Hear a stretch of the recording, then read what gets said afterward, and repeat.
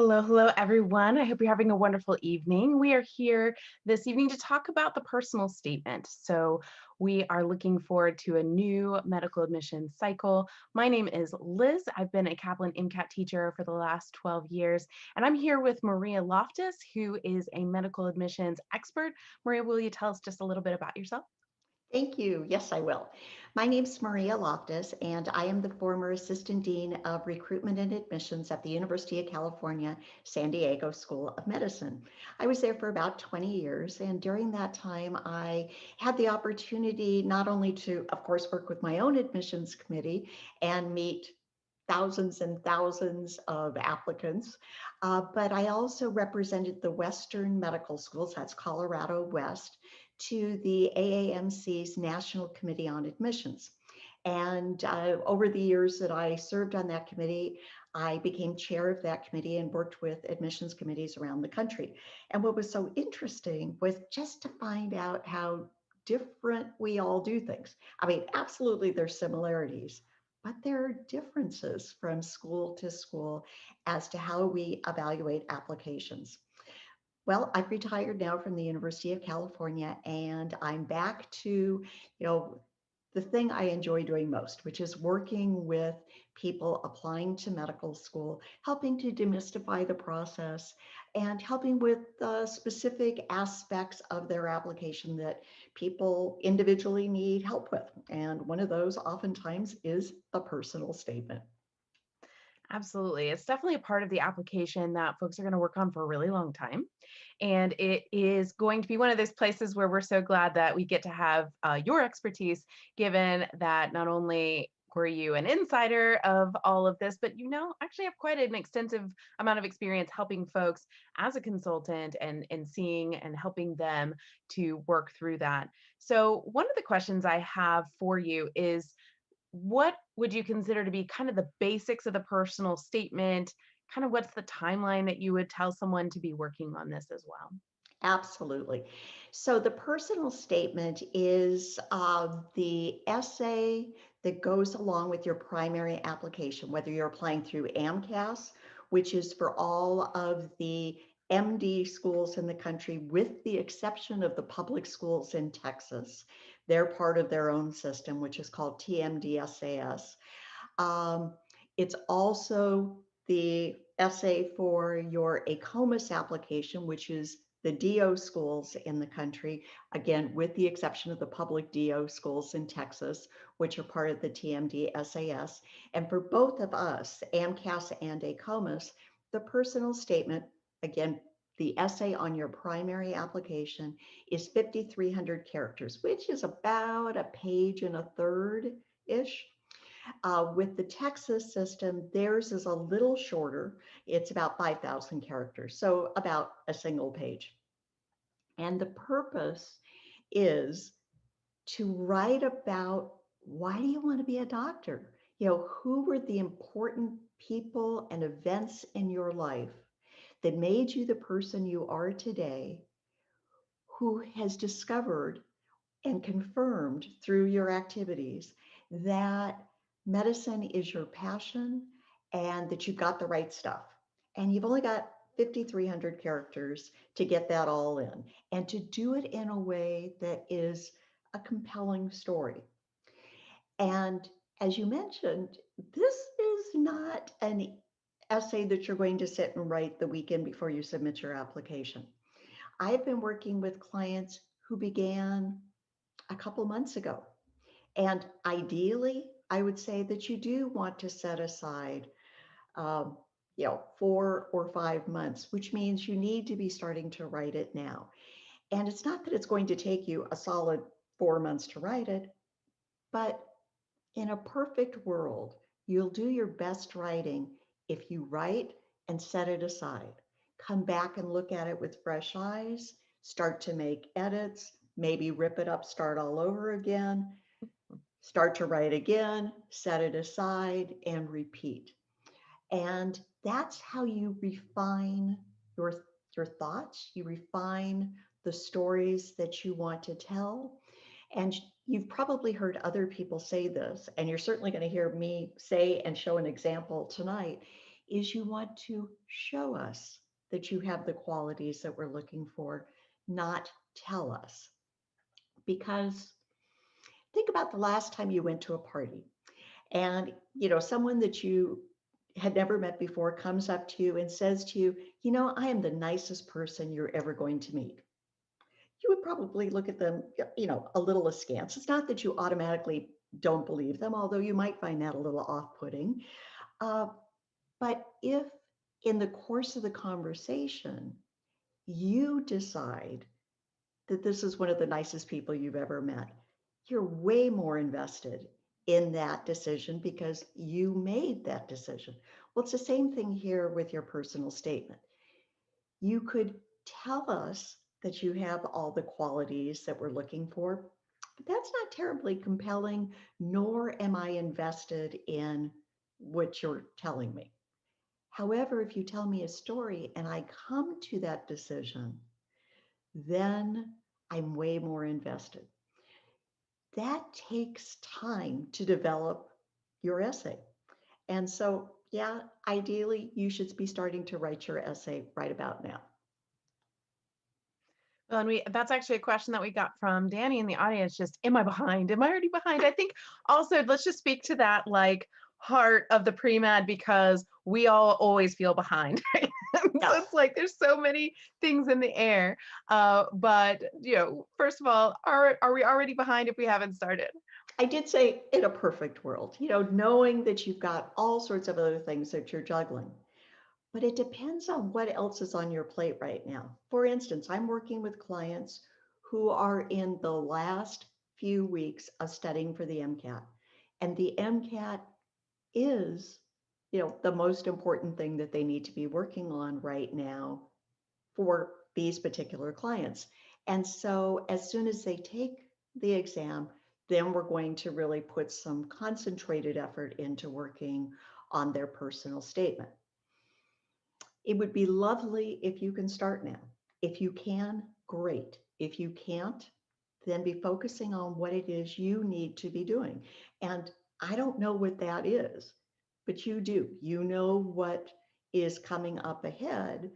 And all I want your takeaway message to be is that your essay is going to take you longer than you think it is, given the importance, given everything you're trying to get in and communicate in these 5,300 words means that every word has to mean exactly what you want it to mean.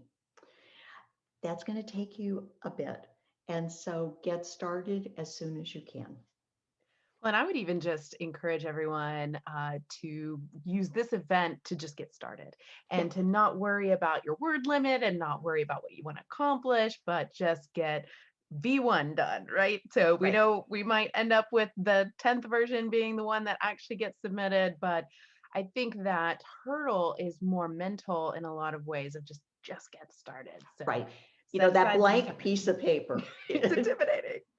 Yes, absolutely. Well, you mentioned that the MCAT is, really the most important part of an application. And of course, we know that there's your GPA and there's your MCAT. There's all kinds of different information about activities. How does the personal statement kind of play in with that mix? Okay. Before I do that, I do want to make one little clarification. When I say the MCAT is the most important thing, what I'm more reflecting is that you've already got 4 years of academic history, or 3 years, or maybe more. You've got your academic history, and wherever you are right now, you're talking about you're in a quarter or a semester, and there's not a lot of impact you can make in the next couple of weeks regarding your academic history. Your MCATs, there's a lot you can impact that by studying well, studying effectively, and performing them well on the MCAT. Every medical school every medical school has its own equation. Every school decides what weight they're going to give each element of the application. Nobody stands over us and tells us what to do, even when we're in the same school system. Like I'm from the University of California. We've got a large number of medical schools. The Office of the President did not tell us how we were going to evaluate applications. The AAMC does not tell us how we're going to evaluate applications. That's up to the faculty. So every medical school has their own equation. And because we're all in competition with each other for you, we don't share with each other what we do.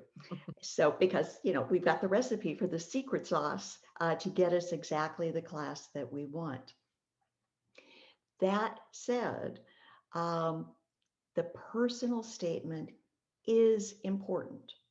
Absolutely, it's important because it's the first sense that we get of who you are beyond your academic record, and, which includes your MCAT scores. I'm including that as part of your academic record.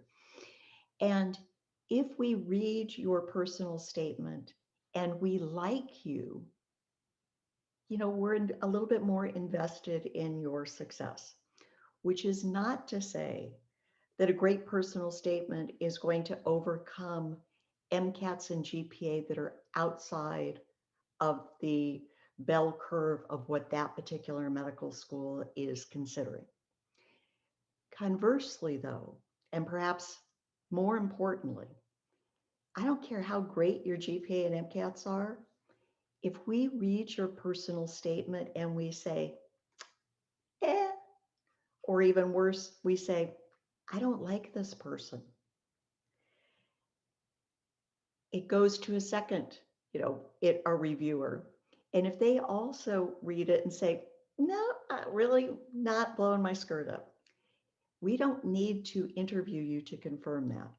You can absolutely be rejected because of how you come across in your personal statement, irrespective of how strong your academic history is. So, yeah, it's important to give your essay the time and attention that it deserves. Well, and I really like the idea that I've heard from you before, really viewing this as that first handshake, that first impression. And like you said, do I want to spend some more time with this person? Or I'm like, actually, I'm kind of okay not meeting this person, and it's and that's human. I think and it's also part of a community that we're creating at the medical school. And I think it feels subjective, but there's an objective truth behind it, as far as how you want to have your school be, and who you want there. So we've got some great questions. I want to try to wrap some of these in here. So you had said, that we can't overcome necessarily GPA and MCAT with a great personal statement. Can you talk just a little bit about where in that process of looking at an application does the personal statement start to become relevant? Absolutely. So the personal statement at most schools is going to be looked at as part of the secondary review.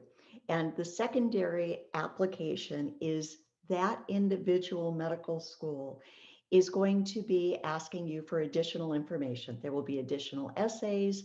This is when they will look at your letters of recommendations, when they will look at your activities, and they will review your personal comments. So it's typically at most schools going to be after the academic review. So you've already kind of passed that hurdle and it's part of the secondary review. Great. And then I think we have Amanda here helping us kind of transition to our next stage, which is asking in our personal statements, are we expanding on one defining moment? Are we spelling out a roadmap of the experiences? So let's start to talk about thematically, what are we trying to accomplish in this personal statement? Okay, good question. So there's absolutely the entire purpose of the personal statement, your application essay, is you are applying to medical school. And so the people reading your essay need to understand why you want to be a doctor, how you have tested your motivation, who were the important people or the events of your life. And we have to believe that you have the right stuff. So there's a few things just in terms of kind of the mechanics that are usually there, which is an introductory paragraph that includes a thesis statement. So this is just like any other paper that you've written or any argument, that you've made is that you have to have, ideally, you should have a thesis statement, which is going to be, one or two sentences in your first paragraph, usually towards the end of the first paragraph, that summarizes the main points of your essay to come and conveys why I should keep reading it. Because if I'm not interested by the end of the first paragraph, I'm not saying that I'm not reading it, but I'm speed reading it, and I'm just kind of cutting to the chase. So you do want to capture my attention in that first paragraph. Then you're going to have two or three body paragraphs, each of which is telling a story that conveys to me, shows me that you have some of the qualities that we are looking for. So, what qualities am I talking about?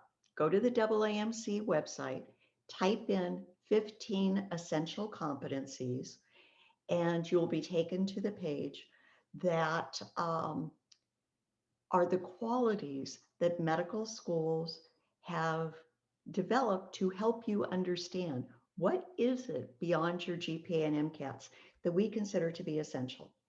And you can take these qualities, to the bank regardless of where you are applying.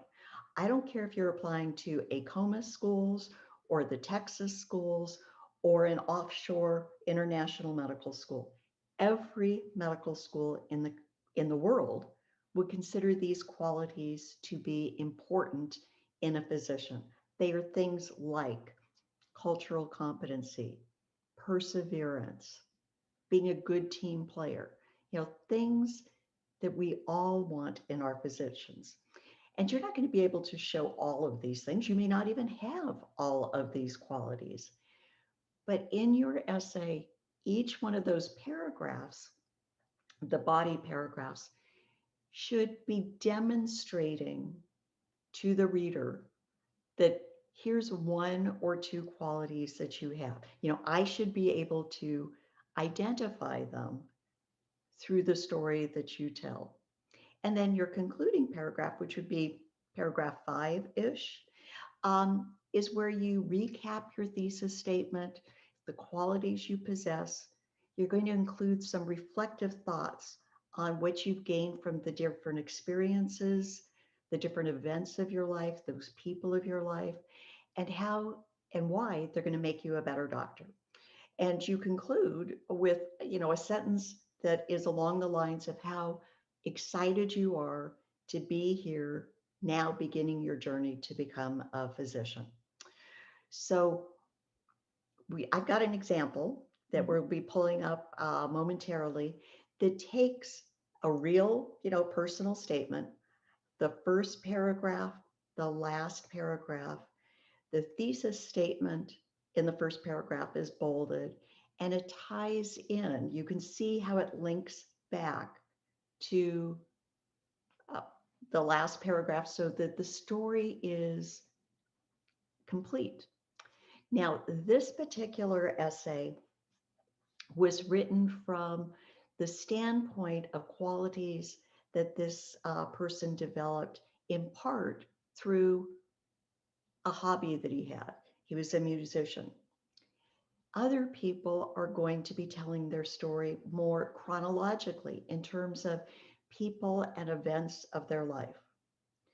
Other people might write it as, the entire essay is reflective of a day in their life. Let's say you work in a medical clinic or as an EMT, and perhaps, a real momentous day, the people you meet, the experiences you have during the day, and your reflections upon those people and events. So there's no, cookie cutter formula in terms of how you are going to tell your story, but each of you has a story to tell. And I think one of the things that I hear so often from applicants is that they will say something about that they really want to make sure that they're unique. And I can tell you that if you are telling your story authentically, it is unique because nobody has experienced the exact same things that you have, and they certainly have not experienced it through your eyes. And so it's it will be unique. What's hard is to get some of those reflections down on paper. That can be the trick. And so, Liz, if I can just move on to, so how might you do that? Mhm. Um, I think you should start out by listing, what, after you've looked at the essential competencies on the AAMC's website, identify two or three that you believe that you possess, that you want to highlight in your essay, and then think about what are stories that you have, what things have happened in your life that when you tell the story will reflect that you have those qualities. So again, you want to be showing it, not telling it. And you do want to utilize storytelling techniques. We are a culture of storytellers. We pass down both oral history and, of course, written history. And so, what makes a great storyteller? Well, part of it is the imagery that they use. That they're talking about what they saw, what they experienced, and how it affected them.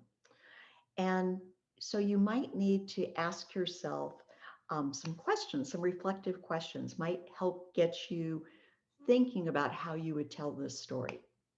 So, what was it about the event or the experience that changed you? How can you use what you learned or that new perspective you gained? How are you going to use that to help someone? Did it change how you think, how you view the world? In what way did it expand your own understanding of your culture or of someone else's culture? And probably most importantly, how did that experience relate to your understanding of medicine and the kind of physician that you want to become? And at this point, let's go to our second example.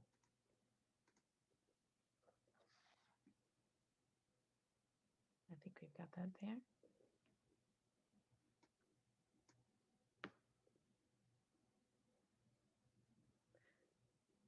So here you've got a paragraph up. So tell us about how this story is doing all of those things effectively.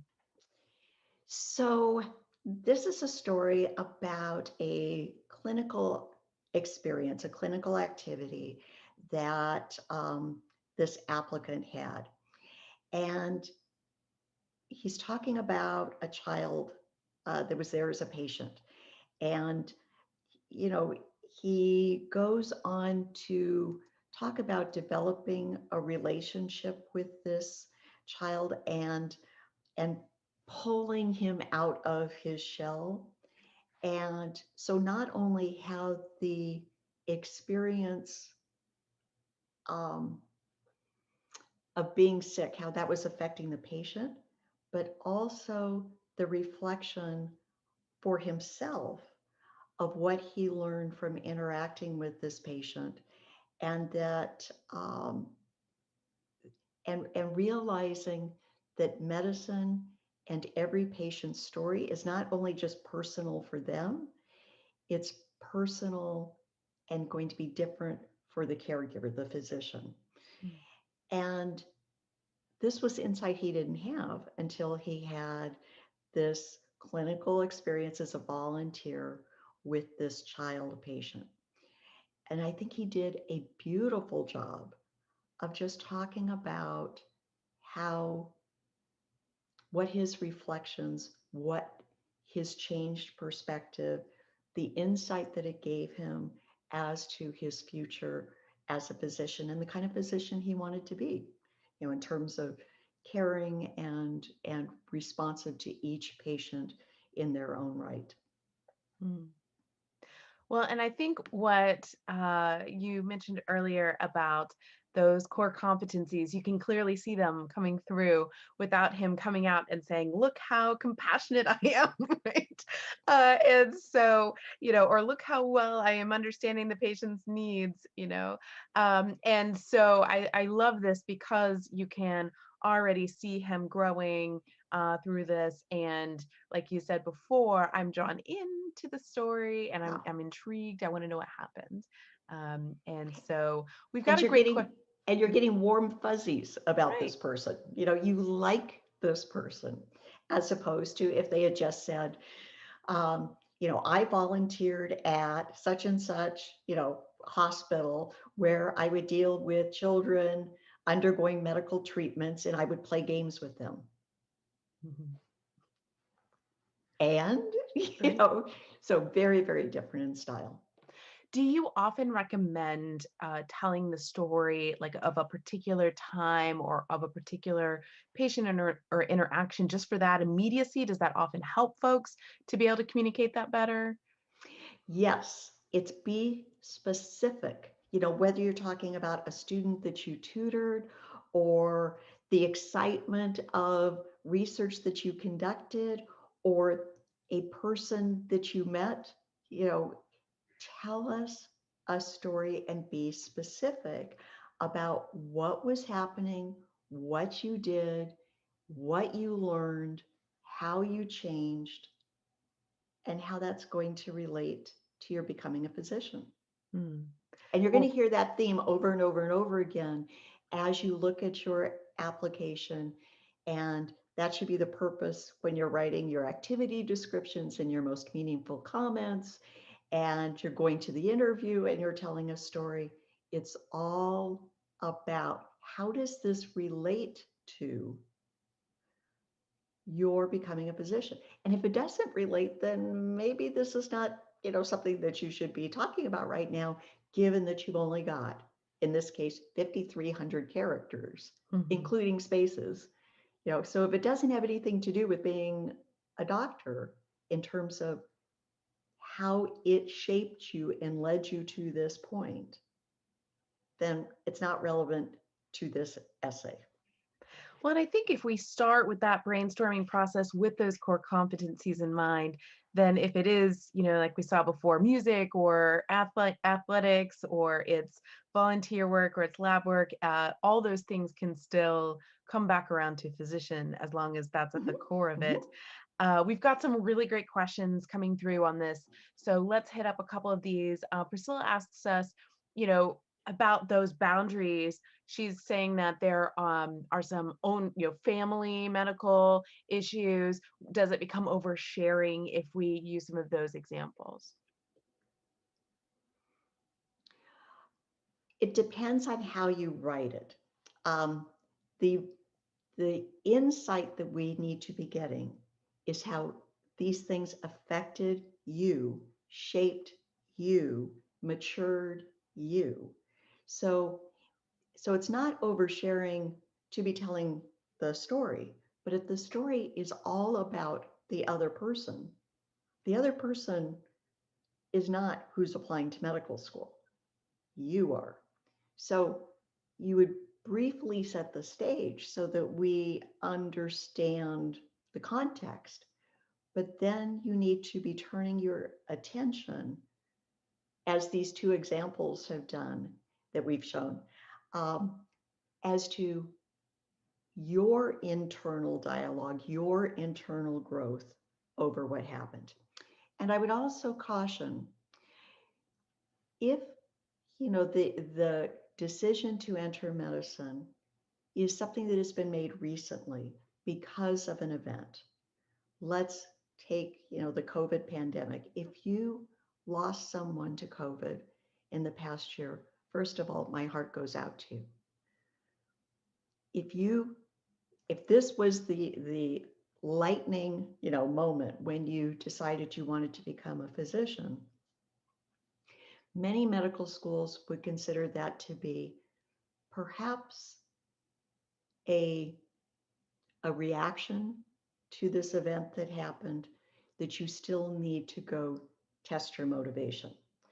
Um, so you so that can affect how you would tell the story. If it was an event, many people lost a parent or a grandparent as a young child or an adolescent, and that was a defining moment when they decided, and the first blink, of thinking, if I had been a doctor, I could have saved them. That's a human reaction. It's also not reality. And we want you to grow beyond that initial reaction and to have tested your motivation and to have gone out and seen, what it means to work with sick people, what it means to be a physician, and to grow and and be able to reflect now with more maturity and insight the continuing decision to become a physician. So going back to the question of, if you've had these events, could it be oversharing? Not if your focus is on how this impacted you, how you then have gone out and tested, and that you now are from a spot where you can um, reflect back on what happened and how you have grown from that experience, tested your motivation, and that this is a good decision for you to be entering medicine. And we're getting some more great questions coming in. I'm going to kind of summarize a little bit here because what I'm hearing you say is that if we keep focused on your development and on those core competencies and we're demonstrating stories with that, we don't have to necessarily be so literal with our stories to say that, this is the exact moment I wanted to become a doctor, or maybe even like some folks are talking about, like maybe they were even told about that because they were very young, toddler age when something happened. So our focus should really be on ourselves and our growth towards this, perhaps, rather than getting too tied to telling the story of what happened. Am I reflecting that appropriately for you? Yes, I recently worked with a client whose husband died of cancer at a very young age, Mm, in his 20s. mm, And prior to this happening, she'd been doing something else. She had this other very successful career. Her husband died. It's been within the last couple of years. mm. And that's when she decided she wanted to be a doctor. Almost her entire essay was about her husband's illness, her husband's death. It could have been done in 2 or 3 sentences Mm.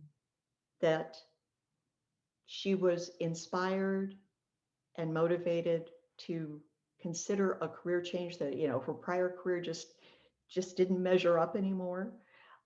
It didn't feel as compelling, and so here are the things that she has done, the the new experiences that she has had, the reflections, the growth, the maturity in the intervening years. So I certainly identify that moment, but then move on. What has happened since then? Um, so that we know that this is not just still an immediate knee-jerk reaction to whatever that event was. And for others, there was no big event.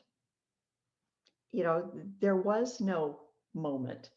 And so more like our first example, where the applicant was writing about his his real interest in problem solving, and it was done within the context of his music. Totally fine. He did not need to have some big moment when something tragic happened that made him want to be a doctor. Mm. And Cam is bringing up a really good question in the chat as well, because I think this is another direction that sometimes folks tend to go, which is it risky to discuss a mistake that then provided a new insight and lessons that changed you for the better? So can you help us kind of think through that? So a couple of things, because I'm not sure exactly the context in which this question is being asked, but life is a learning experience. A very common interview question has to do with tell me about a time when you've made a mistake. And for the applicant who goes, oh gosh, can't think of a time. I mean, really? I make a mistake every day. You know, you would, and that's okay. We want you to be able to own your mistakes and grow from them. Now, if what the context of the question is talking about is that there is something in your application that is going to jump out at us, like you had a semester where your GPA looked significantly different than the rest of your academic history, or a year that looks significantly different, whether it was that your grades tumbled or you withdrew for a period of time, you absolutely need to address that. Small, 2 or 3 sentences. What happened? What did you learn? And how did you grow? And move on.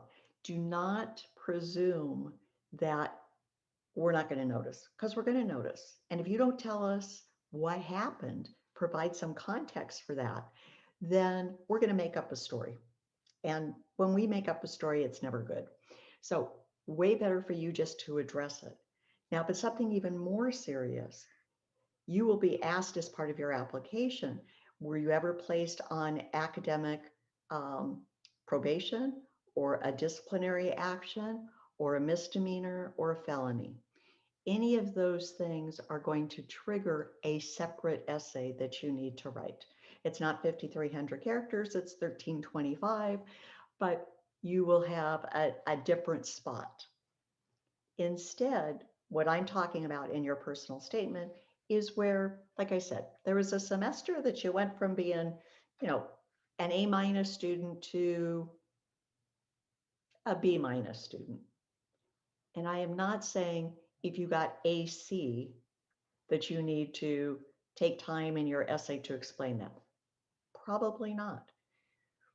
And this is where, it is helpful to be talking to somebody who is familiar with applications to tell you where that line is. And it depends on looking at your entire application to say, yeah, I think you need to talk about this, or no, don't worry about it. And then, like I said, if you are talking about it, it's 2 or 3 sentences. Usually, since most people write in chronological order, it would be written, within that chronology. If this is part of your academic history, then you'd be talking about it during your college years. Um, so everybody's going to look a little different as to how they would address it. Well, I want to turn our attention to this next idea that you have for us, which is because you keep saying 2 or 3 sentences, and I think, wow, that's a lot to convey in a short while. But that's also part of this process is getting to a place where we are able to communicate quite a lot in a relatively short space. So why don't you talk us through this idea? So clarity, I mentioned earlier 5,300 characters to tell the story of your life and how and why you want to be a doctor and how you've tested your motivation and why we should believe that you have the right stuff. It means that every word needs to be exactly what you want to convey. So we do have an example of clarity where I took a real sentence, from someone's essay that was a little, it was not just a little, it was kind of a lot convoluted, and rewrote, what would be a better example. What do you think is more effective here in this example? So, as I'm reading it, I get the rambling piece, but let's say I'm much better at noting that my writing is rambling than I am at fixing it. So, what are some tips that you can give us to sort of address that rambling feeling?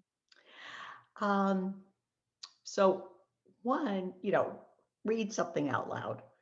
Go ahead and read your essay out loud and see if it makes sense. And if you're getting to a place where you've got to take a breath, then that's probably a good sign that the sentence is way too long, or that it would be much more impactful as it is in the rewrite here, that each sentence contains an element that you're trying to convey. Um, what was it that you were going to be doing? What was your emotional reaction? How did you change? And then how does that going to reflect upon your being a physician? But it's done in a way that the reader can move in a logical way, through your story, through your thought process, through your transition of how you were thinking, what you were experiencing, and the insight that you gain from that experience. One thing that I like about this is there is a varied flow. You have a kind of a shorter sentence to start, it gets a little bit longer, but then kind of we are able to kind of mix the flow of the length of the sentences. And then also, it's very like you said, kind of logically walking someone through, where I didn't feel like I had to reread any part twice to kind Right. of follow what was being said. And one of the things that I often note in my own writing is we are used to speaking in a certain way, and when we write it down, it doesn't make quite as much sense as we think it does. Yes, but I've seen exactly the opposite happen. I cannot tell you how many times I have said to someone I'm working with, I've had to read a sentence over a couple of times, and I will say to my client, "Do you talk this way?" You know, seriously, is this how you communicate?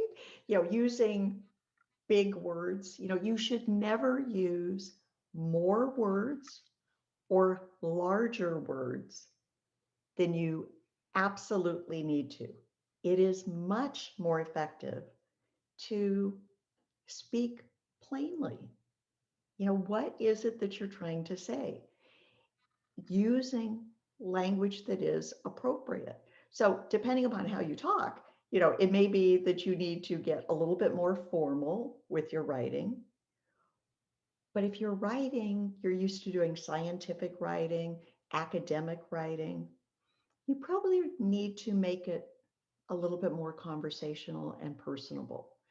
Um, so reading something out loud can be, you experience it differently when you read your essay, when you read your writing, as opposed to reading it, and you're just having an internal conversation, your internal voice in your mind as you read, very different than when you speak it and you hear it with your ears.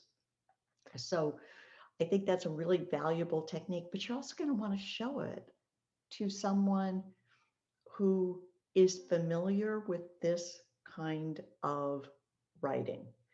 Um, I often hear people say that it's useful to show it to somebody who knows you well and someone who doesn't know you well, to see what their reaction is, to find out if you are communicating important elements and that they are effectively being transmitted.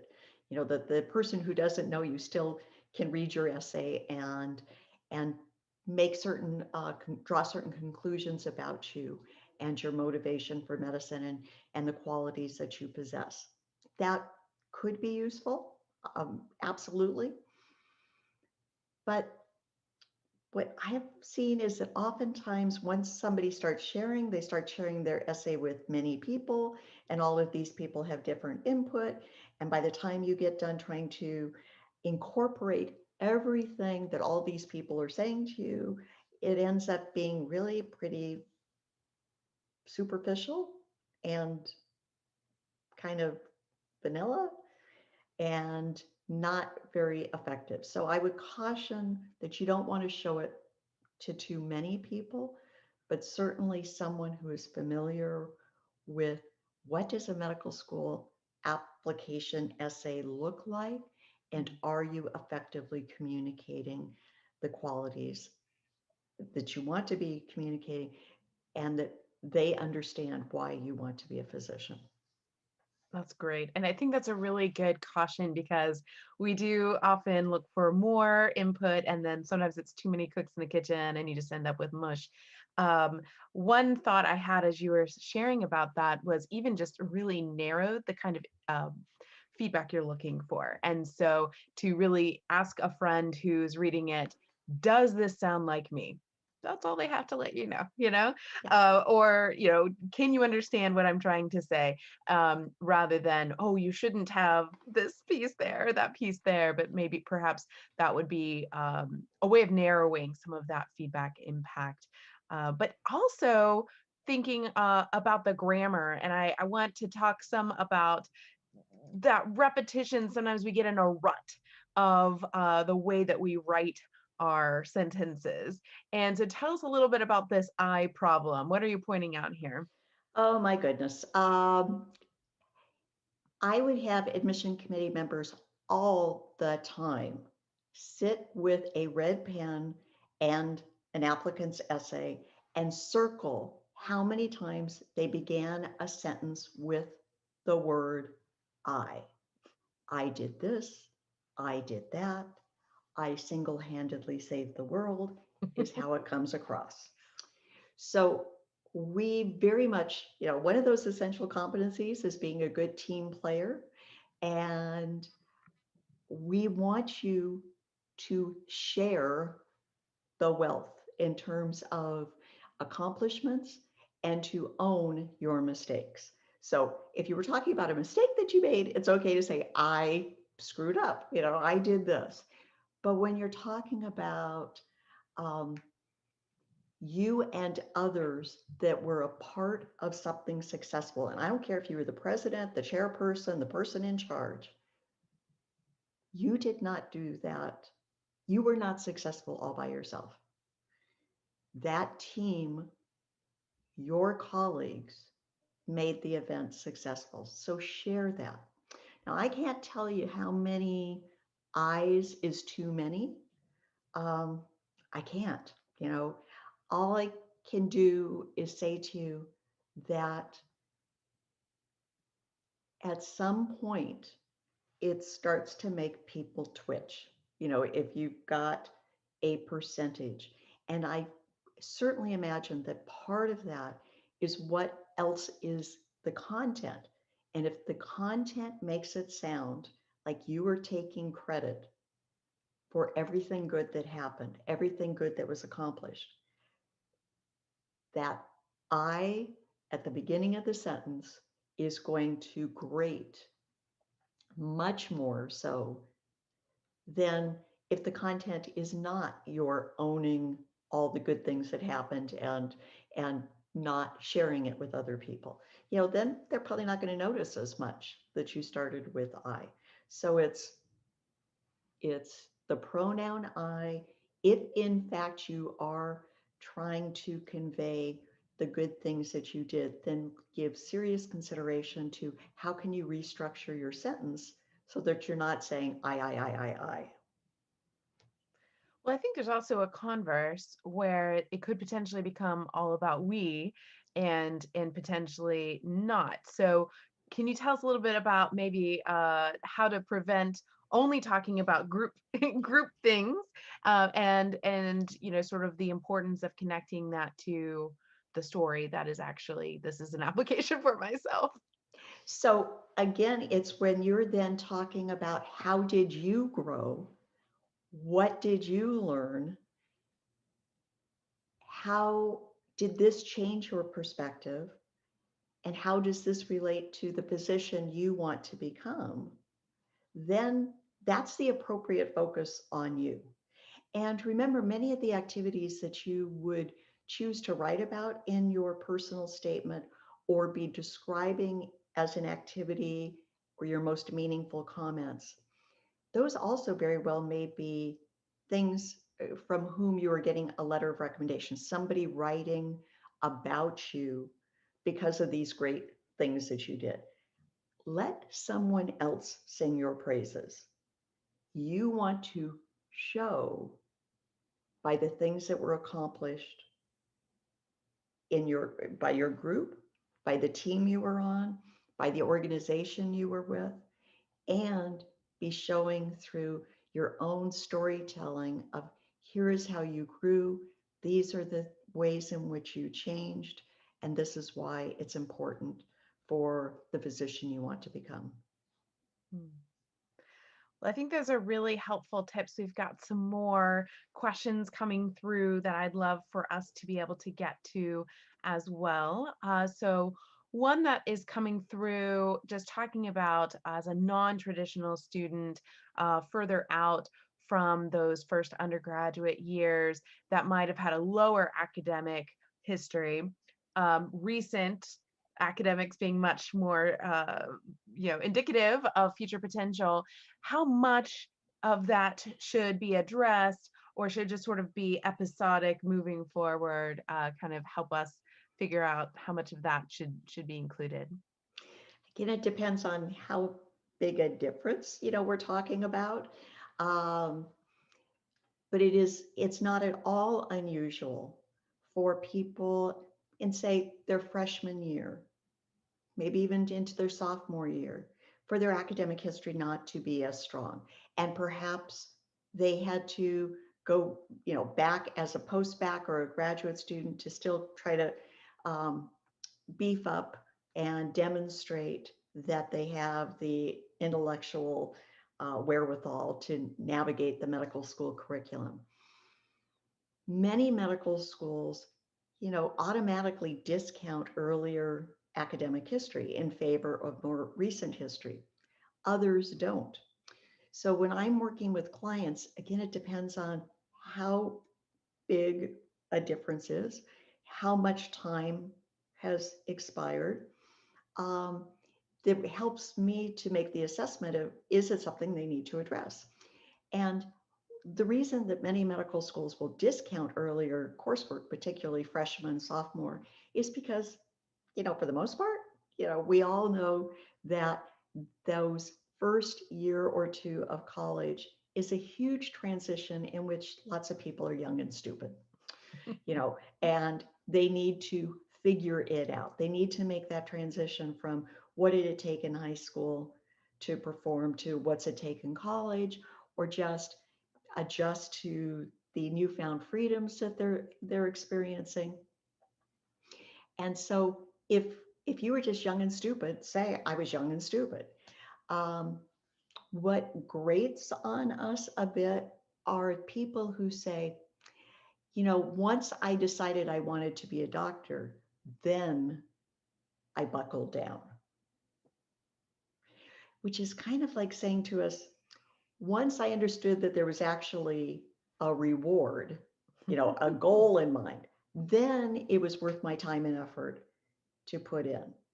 Really, we would like people who are intellectually curious, who are interested in the world around them, who did take the opportunity to explore different subjects, some of which may be familiar to you and others weren't.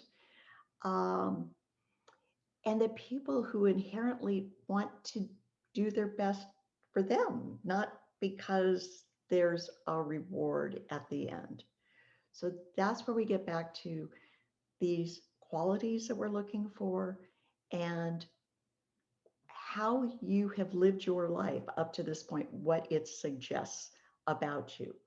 And so, yes, for some people, they're going to need to address it, but you address weaknesses, question marks, in your background. You address them straightforwardly, get in, get out, move on, because you want the focus to be on who you are now, what you bring to the table, not the mistake you made years ago. So it's if it is important to talk about it, which is hard for you to judge, it's easier for us to judge, people who are familiar with applications and how the process works, to look at your application and put it in context, look at your academic history and put it in context. Um, but I can tell you, I have worked with people who have been convicted of crimes, who have um, been dismissed from school, who have all successfully overcome that event because they grew, they matured, and we are convinced that they are a better person for it. Mhm. Mhm. Well, I know that as we think about this essay, there are many different directions to go, but I have heard your advice before that folks shouldn't get too creative. So, what are some of the sort of rails and just cautions that we want to make to that end? Okay, so you want to sound like you, um, although perhaps, a more professional version of you, depending upon what your inclination would be. So I would get essays, back in the day before electronic applications, people would send in a paper application and people would draw pictures. Well, you were asked to write an essay, or they would write it as a big poem. I'm not saying that's impossible to be effective, but it's probably not the wisest choice. Or write in third person, like two people, two of your friends talking about you and what a great doctor you're going to be. Well, it's weird to write in third person when you're supposed to be writing about yourself, so it's don't try to stand out. Again, if you're writing this authentically telling your story, it will be unique. You will stand out in a good way. If you try to force it to do something that's, you know, not you, to create a hook that really doesn't fit with anything that you're talking about, then it stands out in a bad way. Mhm. We had a question earlier that I wanted to come back to, just really thinking about how do we decide about the experiences, maybe the most important experiences that we had, as distinct from the personal statement? Should we repeat them? Should we avoid repeating them? Can you kind of walk us through that concern? That's a great question.